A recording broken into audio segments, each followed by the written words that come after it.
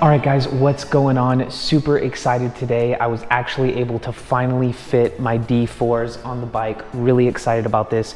Been waiting for a long time. As you know, if you follow the channel, I had them on my Triumph Tiger 800 and they were just amazing. But I really love these lights above the rest, like the best auxiliary lights I've ever had on a bike. They really feel like you're just riding with the sun on your bike. When I got the GS, I was waiting because I wanted to get the CanSmart. So I just visited the States, bought the CanSmart while I was over there, brought it here. Now really excited to show you some of the features that I got with the CanSmart, installing the D4s on this bike. I think they look incredible as well. So I'm gonna take you through a couple of the features now. There's a guy in the UK that I forget his name, but he's always posting great videos. I actually used his tutorial on how to do it, and I also mixed in, because I wanted some different camera angles as well, I used my buddy, That Short Guy.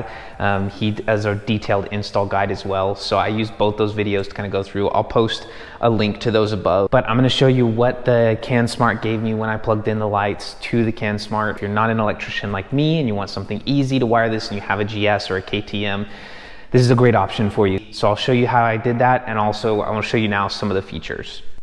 All right, what's going on, guys? The bike is a little bit of a mess right now. Not bad, not bad. Installing the Denali CanSmart system. Super pumped for this. I've had the D4s for a while. They came off my old bike, the Triumph, and so now just getting this all wired up because I've got the GS. So now, of course, this is already wired. I've kind of gone through quite a bit of the process already. The green light means you're good to go. So yeah, just a few quick tips. I'm not gonna walk you through the whole thing because there are guys that are gonna do a much better job online. But you do have when you pull, make sure when you install this, you're not pulling this out. This, I think, measures your lean angle. You don't wanna pull this out, don't mess with this. This is what you wanna pull out. And of course, this is a 2019 1250 GS. Pull it out. There's only one end that actually matches that goes in here. It's kind of like the male end, I guess. It goes in here. Then you have like a female version right here. Okay, coming off the CanSmart, that actually you take the plug that was in here and you plug it into this one, okay? So that kind of completes the circuit. Good to go there. And then here you've got your things for your sound bomb, you've got the revert, I guess the backlight you can put on there. There's another plug that comes with that. And this is all plug and play, so it's super great because I'm not an electrician. So yeah, the longer one and I think the blue one are both your circuit 1 and circuit 2. That's what it is. I don't really care. There's some features that I just don't care about, so I'm not going to wire 2 of these. It comes with 2 harnesses, but I'm just going to use 1 harness because it's got 2 plugs on there, and because I've only got 2 lights at the moment. I don't have like 4 lights. It allows you to have 4 auxiliary lights. I only have 2, and if I don't want to have to rewire this, you can snip one of these and just make it 1 on each side. But I want to leave the option open for the future if I did want to put more lights. And as well, I didn't want to have just one hanging off in that case on each side. Because if I used this one as well, right, I would have 2 on this side, 2 on that side, and I would only be plugging 1 into each side. So that means I'd have one just open. Yeah, you can tape them up and you know it should be fine, but you don't want any moisture getting in there because that could really be bad news for you. I'm going to show you how I wired this over here. So look, this is not necessary. You don't have to take all of this off to actually get this down underneath here, because you want to wire the CanSmart down through here, and make sure you look in there because it helped a lot. Actually, there's like a little hole that you're kind of aiming for, and then it comes down through the bottom of this and out here. Okay, so when you're doing that, I basically just took some electrical tape, and once I got kind of one through, what I did was that I taped it together, and then when I was wiring the actual harness through, I just taped the end up to this and then just kind of pulled it through, and it just pulled it right through, and then you can take the tape off and plug it in, which is what I did here. So great trick, absolutely awesome. Another trick, make sure that you take off this bolt, because what you want to do, this was actually over here, of course, like just right out here. And what I did is I unscrewed this bolt so that I had some flexibility, and I opened this up and shoved it down underneath here. And then you pull it around this, and that allows you to get it down in there. Okay, that's where you want this to go, because that's going to give you the ability to reach into the battery. I'm not going to take this off again just because I don't want to. I believe the The one with the circuit, just remember that. The one with the circuit goes to live. So the one with the circuit on it, there's an in with the circuit, and it actually goes on the red, and then you've got the ground wire where you put the brown. So yeah, super easy, that part. And I think from this side, now all I have to do is unscrew some of these bolts. I'm gonna unscrew these two, and then loosen these two so I can get this block up just a bit so that I can thread this through there, and I'll just lift the tank. I'm not gonna take the tank off. You don't have to do that on this. I think on the GSA you might have to, but on this one you don't have to. So I'm just gonna thread that through there, and then I'm gonna install the D4s on the front. There is actually a system that you can buy that bolts in up underneath here as well. But since I've already got the bars on here, what I'm gonna do is I'm just gonna mount them directly on the bars. It's the same thing basically, so I'll just let them hang down there. And then I just got some generic mounts from Revzilla that I used on the Triumph, so that will be what I'm using to put them on there. So let's go. All right, so my lights came with these little rubber, I guess, grommets, if you will, that basically go over the pipe. It's just like gives it that extra grip. These, I couldn't find like an in-between size, so I basically just put electrical tape around them to give them some more width. That's what they needed. And these bars seem to not be perfectly round right up there. I don't know if you can see. They're just not perfectly round, so not too bad.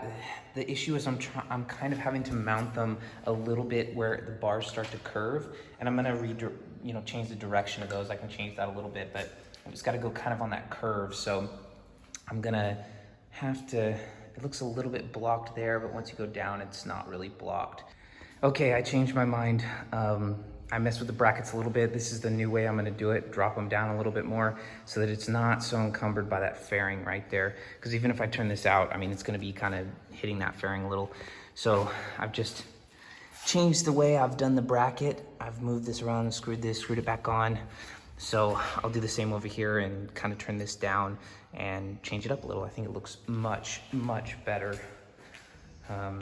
Drops down and then it misses that fairing completely, so it gives it more room to shine. All right, so I did have to take, oh bollocks. I did have to take this little housing off. This is where your seat height adjuster sits, and basically just pop that off there. It was a little bit of finagling, but then I was able to get some extra space down in the side here, and I just had these taped together just so it was easier to get them through there, and just kind of wiggled the tank up and down and got it right down in there, and I was able to pull it out here, and then I will just run it right up through there and up to the front where I'm going to attach the lights. All right, so I was trying to film with the GoPro, but the angle just wasn't right, and I just did all this, but you guys missed it. Anyways, put these big bolts back in. The big bolts are back here, actually, sorry. Big bolts back in there and there, and then I put the side covers back on, 1, 2, and 3. So put these back in there too, just to kind of secure this. And then I had to screw back in these bolts also. This is where my Denali line is coming out. I'm just gonna put my excess right here. I don't see any problem with that. You guys might tell me off on the internet, but I think that's okay. There's some other wires coming through here anyways. And then the CAN smart is sitting right there. Green light means it's all good to go. And when I turn it on, it all works. I'm really happy with that. All right, so now I'm gonna take you through some of the features of the lights just real quick. Okay, so again, this is me double tapping my passing lights. So I love that. That's when you hit your, you double tap your passing. So like you can hit your passing light and it actually gives that nice flash to the person in front of you, like, get out of my freaking way. And it almost seems like a cop or something. So I really like it. People react really good to it, so it's awesome. You can also hold the wheel. I'll kind of take the camera for that. So if you hold your Wonder wheel and you hold it to the left, you'll see the lights flash. And now with your Wonder wheel, you can control the intensity of the lights. So another really great feature for this as well. I've got it set right now when I put on my blinker, the lights go out, and then when I cancel my blinker, they fade back on. So really, really cool features on this thing. You can actually, lights keep going off in the garage, stupid garage. Anyways, you can actually set this thing where you can have the lights. These things are super bright, love them. You can set them to where you get like 50% brightness during the day, and you can even change that at night. On my running lights during the day, they're set at like, I don't know, 20% during the day. And then in the evening, their automatic setting is 50% unless I put them on high beams or change that with my Wonder Wheel. All right guys, so that is it for the Denali D4's install and kind of walk around. Love these things, absolutely incredible. I mean, as you can see, they're freaking bright. I mean, if you don't have auxiliary lights on your bike and you're looking for the best lights, go with Denali because they are just above the rest. These things are so bright. You've got the two lights on the bottom are actually fill lights that basically fill the surrounding areas close to the bike from left to right, which give you a really wide, bright view. And then you have the spotlights on the top. So there's actually 4 lights in each pod, as you can see. And so basically, check that out, so cool. So basically, you know, you're getting a ton of spotlight, you're getting a ton of fill light, and this thing really feels like when you're riding at night that you're actually riding in the daytime. This bike just looks beautiful, love this bike. All right, so a few more things that I'm really excited about. I have got the GV side case racks coming, the quick release ones, because eventually I'll probably get the hard cases. Right now I am testing out some of the Lomo gear. You guys have been talking about it a lot online, and so I wanted to try it out. They're like cheap luggage. It's basically dry packs that they've made to go on pannier racks.